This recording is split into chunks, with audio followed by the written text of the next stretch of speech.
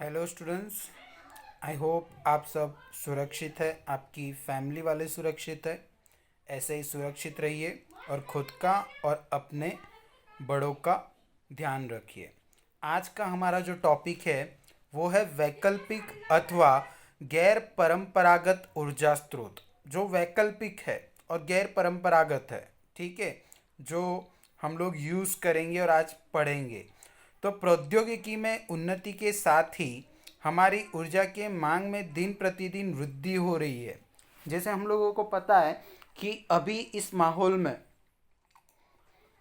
बहुत सारी इंडस्ट्री ऐसी है जो प्रोडक्शन के लिए, उत्पादन के लिए पूरी तरीके से ऊर्जा पर निर्भर है। अगर हम लोग सबसे ज़्यादा जो हमारे भारत के लिए और पूरे विश्व के लिए इम्पोर्टेंट है, ऐसे खेती की बात करें तो खेती को भी एक तरीके से ऊर्जा की आवश्यकता है। अब कई बच्चे सोचेंगे कि खेती में ऊर्जा की आवश्यकता क्या।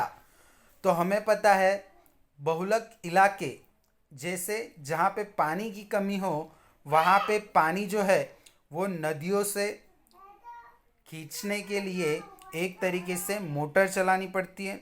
तो मोटर चलाने के लिए हम लोगों को एनर्जी यानी ऊर्जा की आवश्यकता पड़ती है। हमारी जीवन शैली में निरंतर परिवर्तन हो रहा है। हम अपने कार्यों को करने के लिए अत्याधिक मशीनों का उपयोग कर रहे हैं, ठीक है। पहले के टाइम में अगर बात करें, पुराने ज़माने में अगर बात करें तो फ्रिज नहीं था, एसी नहीं थी, एम्ब्रॉयडरी की मशीनें नहीं थी, पंखे नहीं थी, लाइट नहीं थे, ठीक है, मोबाइल नहीं थे, और भी बहुत सारी ऐसी मशीनें हैं जो पहले नहीं थी। तो पहले जो विद्युत था वो भी नहीं था, पर जब विद्युत आया तब भी मशीनें जो है वो बहुत कम थी। तो विद्युत की जो मांग थी वो पहले के ज़माने में कैसी थी? कम थी। पर अभी जैसे जैसे मशीनों का उत्पादन बढ़ रहा है वैसे वैसे विद्युत की मांग भी क्या हो रही है? बढ़ रही है। क्योंकि हमें ज़्यादा से ज़्यादा मात्रा में क्या चाहिए? उत्पादन चाहिए, ठीक है। तो जब उत्पादन हमें बढ़ाना है तो उस उत्पादन को बढ़ाने के लिए विद्युत ऊर्जा भी हमें क्या करनी पड़ रही है? बढ़ानी पड़ रही है, ठीक है। जैसे जैसे औद्योगिकरण से हमारा जीवन स्तर उन्नत हो रहा है, हमारी मूल आवश्यकताओं में भी निरंतर क्या हो रही है? वृद्धि हो रही है, ठीक है। अब इसके बाद का जो पॉइंट है वो हम लोग लेते हैं। एक यहाँ पे क्रियाकलाप दिया है कि अपने दादा दादी अथवा अन्य वयोवृद्धों से यह पता लगाए, यानी हमारे दादा दादी या वो जो बड़े हैं हमसे, उनसे यह पता लगाओ कि अपने विद्यालय वो कैसे जाते थे। चलो आज ये भी टॉपिक कवर करते हैं, ठीक है।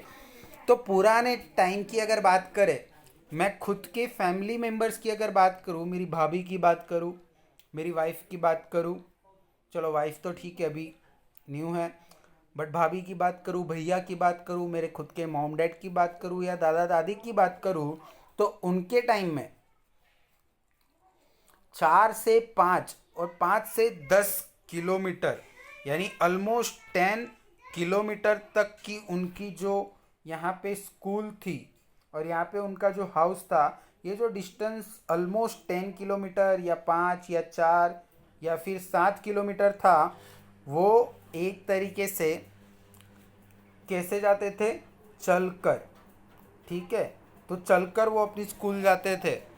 उसके बाद जैसे जैसे गाड़ी का शोध हुआ तो सबसे पहले जो आया वो था बैलगाड़ी। फिर वो बैलगाड़ी में जाने लगे, ठीक है। बैलगाड़ी के बाद झुकझुकी, इस तरीके से वो गाड़ियों में फिर जाने लगे। बट पहले के टाइम में वो कैसे चल कर जाते थे? चल कर जाते थे। बी में दिया है अपने बचपन में दैनिक आवश्यकताओं के लिए जल कैसे प्राप्त करते थे। ये एक बहुत ही इम्पोर्टेंट क्वेश्चन है और फंडामेंटली इथिकली अगर इसका देखें तो पुराने टाइम में जो जल प्राप्त करने की समस्या थी वो आज की समस्याओं से कई अधिक थी। क्योंकि पुराने टाइम में कई किलोमीटर तक उनको जो घर की गृहिणियाँ होती थी, यानी जो औरतें होती थी, वो सिर पर और कंधे पर, हाथ पर जो भी बर्तन होते थे पानी के, वो लेकर कई किलोमीटर तक चलते थे, थक जाते थे, पानी लेकर घर पे आते थे, फिर घर का काम करते थे, तो उनको दूर दूर तक जाना पड़ता था। कुओं में से पानी निकालना पड़ता था, नदियों में से निकालना पड़ता था। आज की तरह नहीं कि नल को घुमाया और पानी आ गया, ठीक है, क्योंकि पुराने टाइम में वैसी व्यवस्था नहीं थी। उनको कई ज़्यादा मीलों तक चलकर जाना पड़ता था पानी के लिए। सी, मनोरंजन कैसे करते हैं। सी, हम लोग अभी एक आधुनिक दुनिया में जी रहे, और इस आधुनिक दुनिया में सबसे ज़्यादा जो आधुनिक हमारे पास फीचर है वो है मोबाइल। मनोरंजन के लिए मोबाइल, पबजी, राइड शो के लो, कार रेसिंग के लो, और सबसे ज़्यादा तो ऑब्वियस पबजी अभी चल रहा है, तो हमारा मनोरंजन पबजी से होता है। आज तक मैंने तो कभी ना डाउनलोड किया है, ना ही खेला है, ना ही मैं इंटरेस्टेड हूँ। इसका रीज़न ये है कि बंदूक लेकर अगर तुम्हें काम ही करना है, बंदूक ही अगर चलानी है, तो पबजी मत खेलो। सीधा सीधा तुम्हारा जो फोकस है, ड्रीम जो है, वो एज अ सोल्जर रखो, एक सैनिक रखने का रखो। और वैसे भी मेंटेलिटी पबजी से तो ख़राब होती है, ऐसी मेरी मान्यता है। गेम अगर खेलनी है तो कुछ माइंड वाली गेम्स है वो खेलो, बहुत ज़्यादा बेटर है पबजी से। तो पबजी में क्या, गन लो, दूसरों को उड़ाओ, बॉम्ब फेंको, तो इससे मेंटेलिटी भी क्या होती है, ख़राब होती है। क्योंकि जो हम लोग करेंगे वही हमारा रूटीन भी बनेगा, वही हमारे विचार भी बनेंगे, ठीक है। तो पहले के ज़माने में अगर मनोरंजन की बात करें तो वो गांव के चौराहे पे एक पेड़ के नीचे या मंदिर पे जाकर बैठते थे सब, गिल्ली डंडा खेलते थे, ठीक है, गोटियाँ खेलते थे, और भी कई सारी ऐसी खेलें हैं जो पुराने टाइम में मनोरंजन के तौर पर करते थे।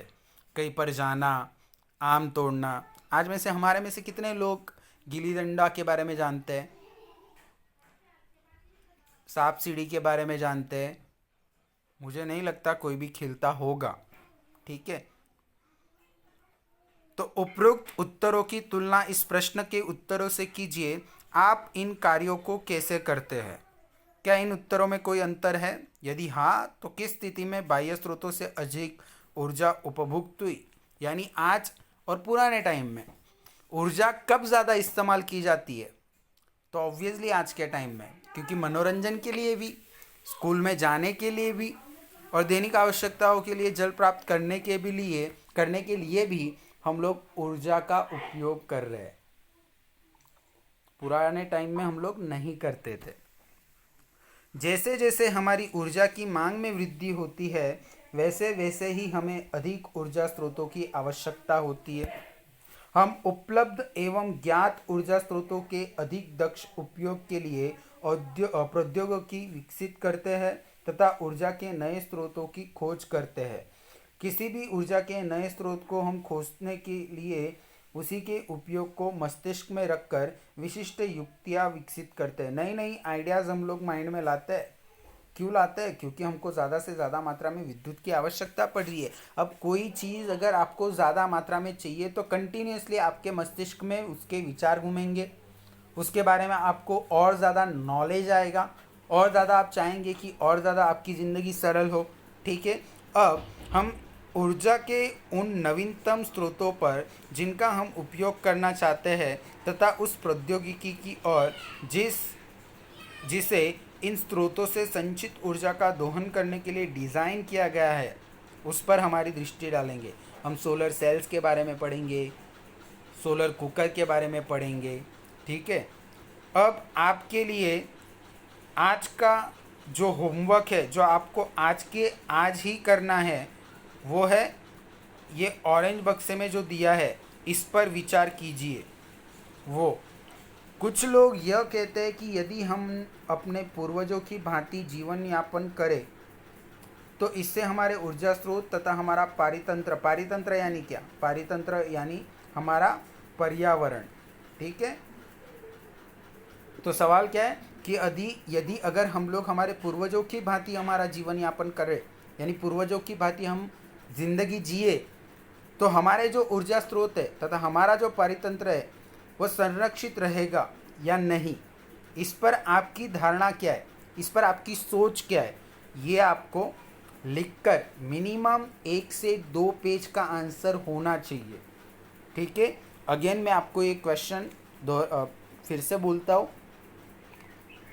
यदि हम हमारा जीवन पूर्वजों की भांति जिए, यानी हमारे दादा परदादाओं की जैसे जिए, तो हमारा जो ऊर्जा स्रोत है तथा हमारा जो पारितंत्र है उस पर क्या असर पड़ेगा, क्या बदलाव आएंगे, इस पर आपको डिटेल में 1 से 2 पेज का आपके ही विचार चाहिए, किसी और के विचार नहीं। सिंपल सा क्वेश्चन है, पूर्वजों के जैसा अगर हम लोग जीवन जिएंगे तो क्या क्या बदलाव होंगे ऊर्जा के तौर पर और हमारे पारितंत्र यानी पर्यावरण के तौर पर। ठीक है, तो ये होमवर्क है आज का आपका। तो आइए आज हम लोग मेन टॉपिक चालू करते हैं, जो है सौर ऊर्जा के बारे में। सूर्य लगभग 5 करोड़ वर्ष से निरंतर वर्तमान दर पर विशाल मात्रा में ऊर्जा विकिरित कर रहा है। विकिरित कर रहा है यानी क्या है, एक तरीके से उत्पन्न कर रहा है, छोड़ रहा है, पर कैसे, तो वर्तमान दर पर, निरंतर वर्तमान दर पर, यानी आज जिस दर पर सूर्य प्रकाश को एक तरीके से विकिरित कर रहा है उसी दर से हमें सालों से मिल रहा है, तथा इस दर से भविष्य में भी लगभग 5 करोड़ वर्ष तक ऊर्जा विकिरित करता रहेगा। यानी हमारे पास आने वाले 5 करोड़ वर्ष है, हमारी कई कई कई कई लाखों पीढ़ियाँ सूर्य ऊर्जा का उपयोग कर सकेंगी। तो क्या आपके माइंड में कोई ऐसा आइडिया है, कोई ऐसा विचार है जो सूर्य ऊर्जा का उपयोग अच्छे से कर सके, कम लागत में कर सके? अगर हाँ, तो आपके लिए भविष्य बहुत प्रज्वल है, ब्राइट है। तो सोचते रहो, माइंड में कुछ लाते रहो। सौर ऊर्जा का केवल एक लघु भाग ही पृथ्वी के वायुमंडल की बाह्य परतों पर पहुंच जाता है। सौर ऊर्जा का बहुत कम भाग, लघु यानी बहुत कम भाग ही क्या होता है, पृथ्वी के वायुमंडल की बाह्य जो परतें हैं उस पर पहुंच जाता है। अब आप लोगों को एक फंटेस्टिक ट्रूथ बताता हूँ। 1 सेकंड के अंदर, ठीक है, 1 सेकंड के अंदर सूर्य का जितना प्रकाश निकलता है उस प्रकाश को पृथ्वी 100 ईयर्स तक, यानी 100 सालों तक यूज़ कर सकती है। सोचो, 1 सेकंड में सूर्य जितना प्रकाश निकालता है उस 1 सेकंड के प्रकाश में हमारी पृथ्वी 100 सालों तक काम कर सकती है, 100 सालों तक उससे काम चला सकती है।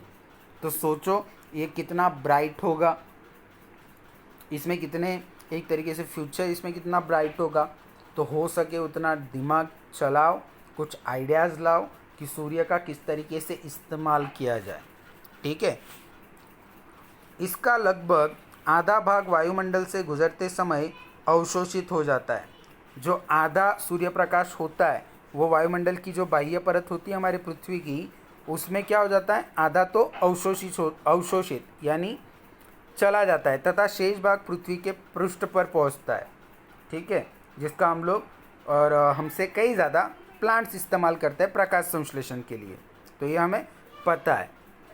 क्या आप जानते हैं भारत एक भाग्यशाली देश है।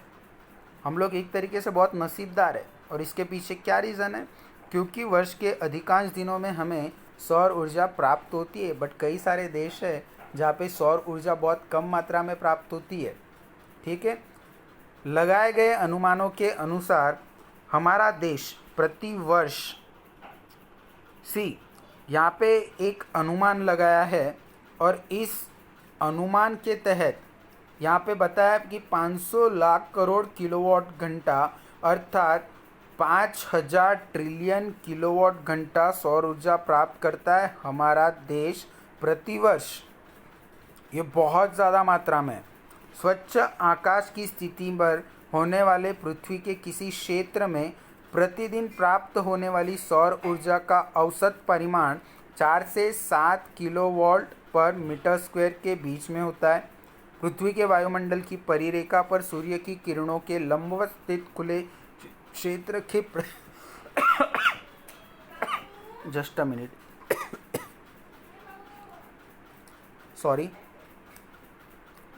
एकांक क्षेत्रफल प्रति सेकंड पहुंचने वाली सौर ऊर्जा को सौर स्थिरांक कहते हैं, जबकि इस क्षेत्र को सूर्य से पृथ्वी के बीच की औसत दूरी माना गया है। अनुमानतः इसका सन्निकट मान 1.4 किलोजूल प्रति सेकंड प्रति वर्ग मीटर अथवा 1.4 किलोवाट पर मीटर स्क्वायर मापा गया है।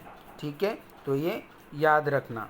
इसके बाद यहाँ पे सौर कुकर दिया है, सोलर कुकर भी इसको बोलते हैं। यहाँ पे आप लोगों को दिख रहा होगा परावर्तित होते हुए प्रकाश की किरणें। ठीक है, यहाँ पे आप लोगों को ये दिख रहा है कि ये सूर्य का प्रकाश क्या हो रहा है, यहाँ पे दर्पण यानी जो मिरर है उस मिरर पर पड़ रहा है।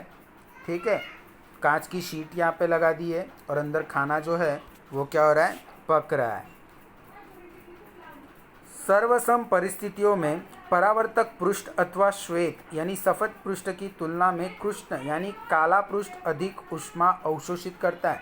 तो यहाँ पे ये जो ब्लैकिश कलर आपको दिख रहा है वो काला पृष्ठ लगाने से हम अधिक ऊष्मा को अवशोषित करते हैं। तुमको पता है जब सूर्य का प्रकाश ज़्यादा हो तो हम लोग काले रंग के कपड़े नहीं पहनते। क्यों? क्योंकि वो ज़्यादा से ज़्यादा मात्रा में सूर्य की प्रकाश को किरणों को क्या करता है, अवशोषित करता है, और बहुत कम मात्रा में सूर्य की जो प्रकाश की किरणें उनको एक तरीके से छोड़ देता है। ठीक है, तो इसलिए काला पृष्ठ हम लोग यूज़ करते हैं। सौर कुकरों में तथा जल तापकों की कार्यविधि में इसी गुण का उपयोग किया जाता है, और कुछ सौर कुकरों में सूर्य की किरणों को फोकसित करने के लिए दर्पणों का उपयोग किया जाता है, जिससे इनका ताप और उच्च हो जाता है।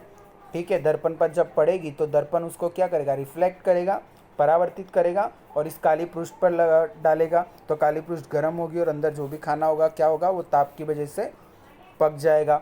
सौर कुकरों में कांच की शीट का ढक्कन होता है।